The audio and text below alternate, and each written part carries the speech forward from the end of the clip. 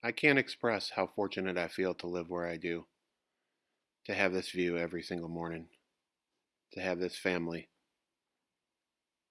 But sometimes I just gotta go to the mountains.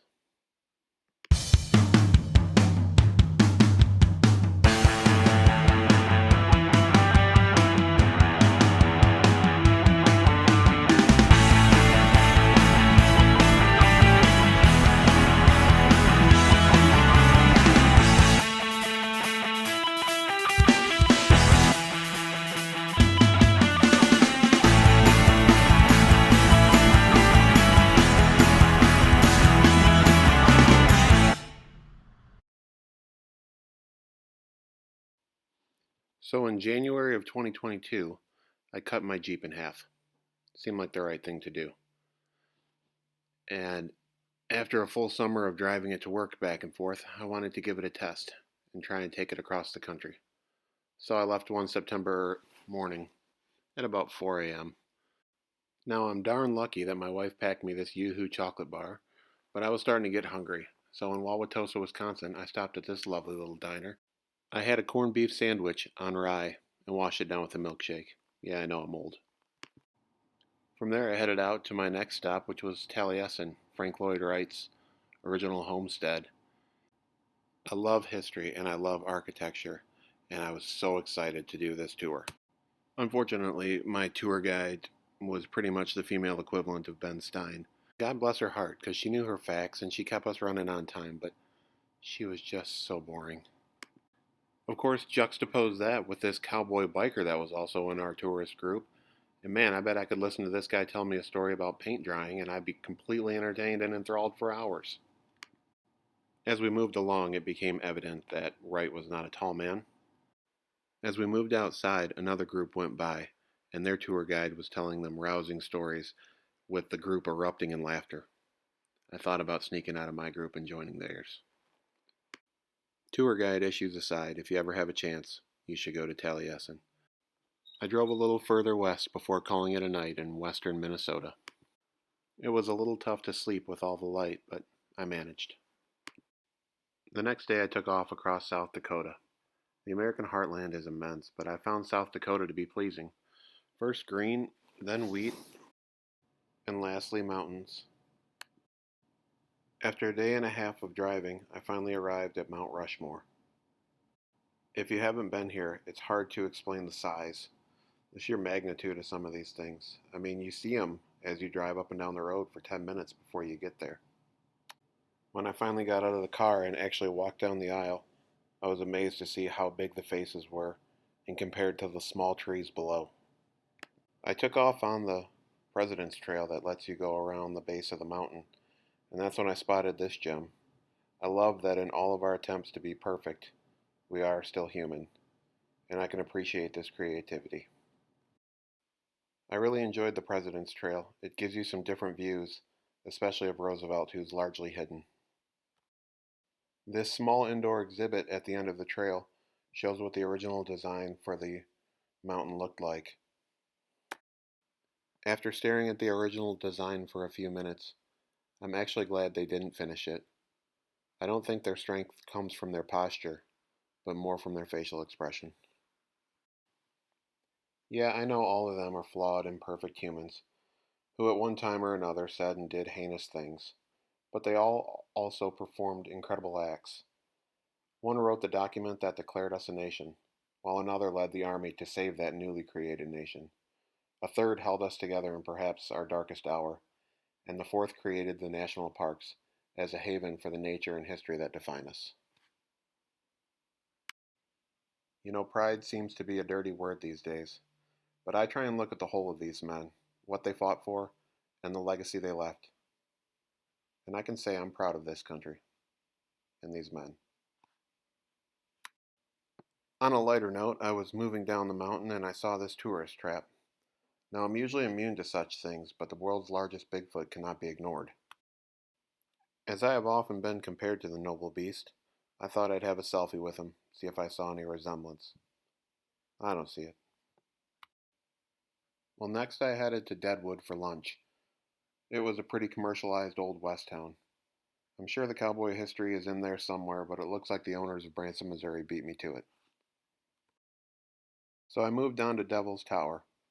Generally, if something is run by the National Park Service, you can count on it being good. Now, just before I was going to head in there, I got a call from my buddy telling me he had some good news and that I needed to give him a call back immediately. So I found a nice spot to pull off the side of the road, gave my buddy a call back to find out what was so important. Was he having another baby? Was there some type of illness in his family? Had to find out. What was it? Oh, yeah. He bought a 1970s International Scout. Well, my buddy was correct. This was important news. In fact, I think he'd been looking for this exact model for going on 5 years now.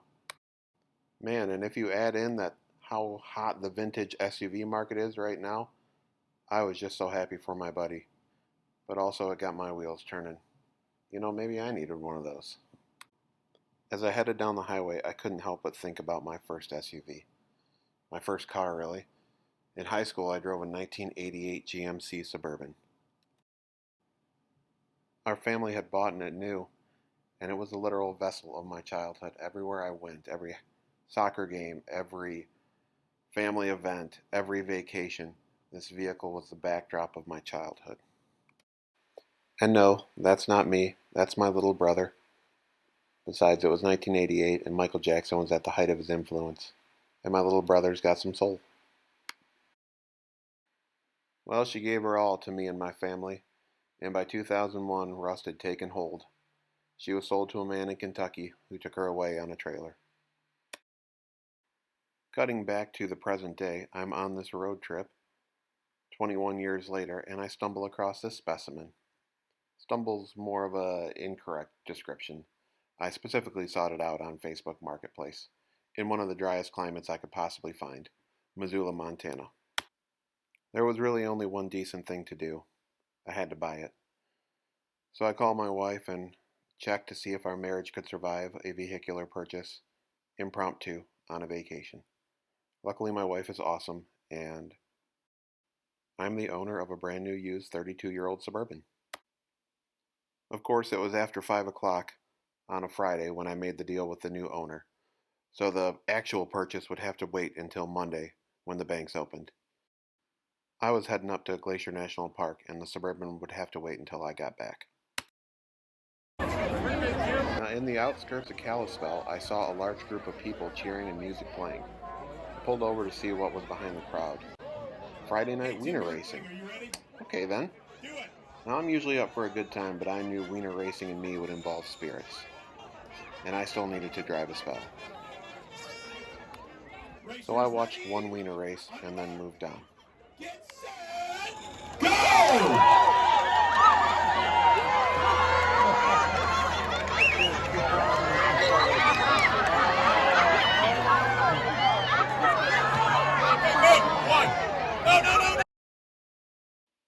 Now, having just spent my annual yearly fun budget on a vehicle, I figured I should probably save some money and cook up some food.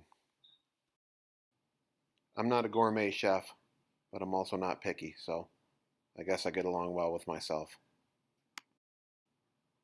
I mean, if you got a problem with corned beef hash and hot dogs, mixed in with cheese and salsa on a wrap, I don't know what to tell you. I was also saving money by staying in my Jeep. For this trip, I was out for 9 nights and never once stayed in a hotel. I did pick up a truck stop shower at one point. Maybe twice. Sleeping in gas stations is what you make of it. I never have a problem with it. You've got all the snacks you want, a 24-hour bathroom, and depending which way you look, the view isn't half bad. Sometimes they even forget to set their Wi-Fi to private. Now, taking advantage of my body still being on East Coast time, I got up super early and I entered Glacier National Park as the sun rose. This place has been on my bucket list for 10 years, and I couldn't be happier that I got to go. I hopped on the Going to the Sun Road and began to experience one of the best drives of my life. I stopped at one of the lookouts to look out, and this ram jumped up on the road next to us. Of course, there's this genius guy who thinks you needed to be that close. But I grew up watching America's Funniest Home Videos and knew I better keep my distance. I'm not sure how fast sheep are, but I'm pretty sure they're faster than me. As I continued down the road, I was in awe at the sheer beauty of the park. In American English, we use superlatives like awesome and magnificent when a waiter asks us how our food was. Come to Glacier. It will redefine those words for you. I mean, really, it's a freaking Bob Ross painting at every look. You look around and you wonder, is it real?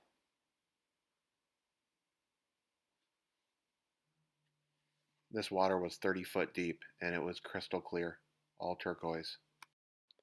Now, after being in the car for roughly a week, I figured I should probably get some type of physical exercise. So I hiked the 5 mile Avalanche Trail all the way up to Avalanche Lake, apparently stopping for a selfie along the way. When you get to the top, you're rewarded with this view. Avalanche Lake, surrounded by these just... I'm out of words.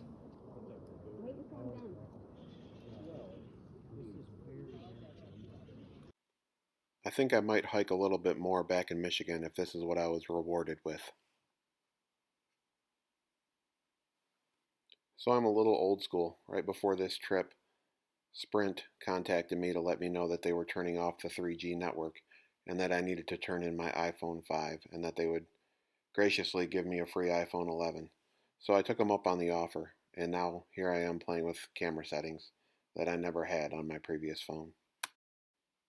Now back at the Jeep, I had promised myself no matter what the weather, I was going to take the top off. It was 43 degrees, but I didn't care. I put on every piece of clothing I had and I drove the Going to the Sun Road up and down for the rest of the day. Now there would be some audio here, but I'm sure that whatever I was listening to would be a copyright violation, so I'll mute it and fill it in. But man, I've had a lot of great drives in my life, and two stand out. This drive and the drive around Lake Tahoe at sunset are the two best, most scenic, serene, beautiful, perfect drives of my life. Of course, it's about this time I remember, oh yeah, I bought a vehicle. I need to go pay for it, and I need to drive it all the way untested across the country. This should go well.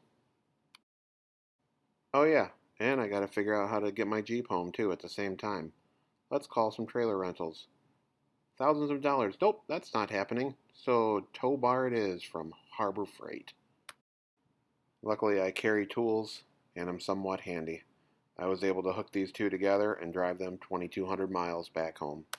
But after living in a Jeep for roughly 8 days, I figured I should get another shower in, and I purchased one at a truck stop.